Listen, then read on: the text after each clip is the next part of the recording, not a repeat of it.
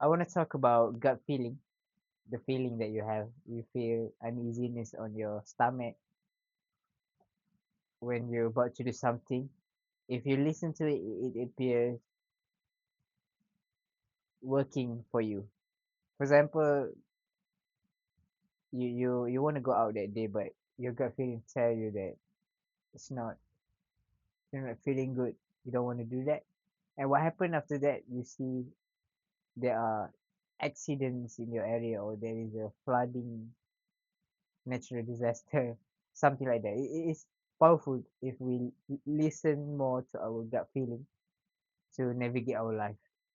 But it's easy to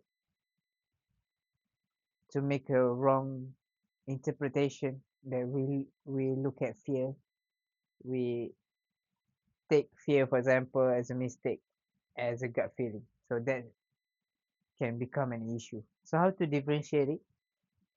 First of all, that gut feeling only come out in the present moment.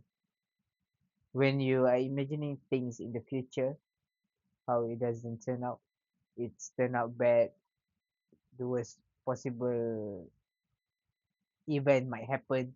So that is your projecting, that is fear, that is not gut feeling. Gut feeling is in the moment. And also one thing about gut feeling, it's so quiet. It's such a small voice. That's why it's easy to be overcome by different things, by intrusive thoughts that inducing fear, and you cannot stop thinking about it. It create all this cycle of regrets, cycle of pain. So there is a gut feeling.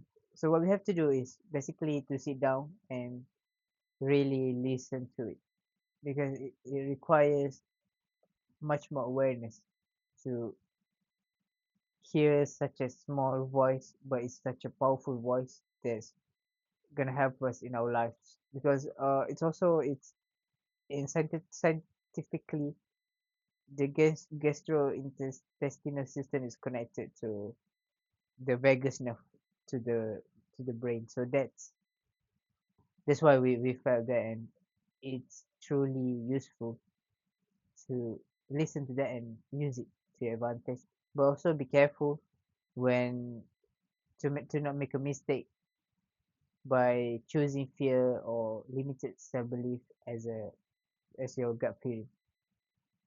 To differentiate that, I can give a few examples. How can you differentiate that? First of all, gut feeling is calm. It comes from calmness. It's not coming from stress. And the intrusive talk that's not gonna help you is it's loud, panic. So panic is basically you don't know how what you want to use, how to process that feelings, how to use that feeling. So that's panic. So that's one big of difference. Just sit down. If you're calm, the decision is such a calm. It's not panic. That's gut feeling. And the other thing is it's quiet. I mentioned before, and intrusive talks is loud. And really, man, this gut feeling, you need to be feeling safe first. If you're feeling safe, then you can actually amplify it. If you're not feeling safe, you're feeling stressed out, you're in this state of survival.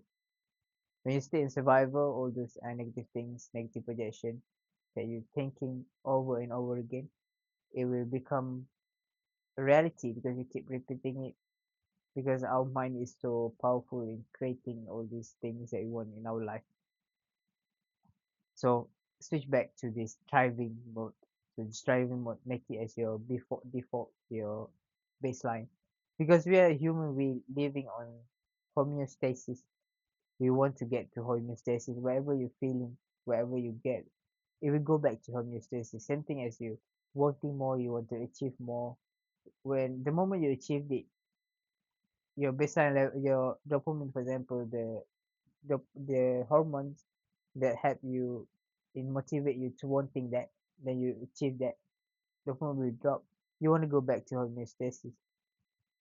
So be in the balance. when you be in the balance, you are much more present with life, and you're not projecting living in the past, and you embrace the unknown for whatever there is, and with a certainty that you're going to succeed anyway, and you navigate your life with your gut instinct with calmness in this thriving state. Thank you.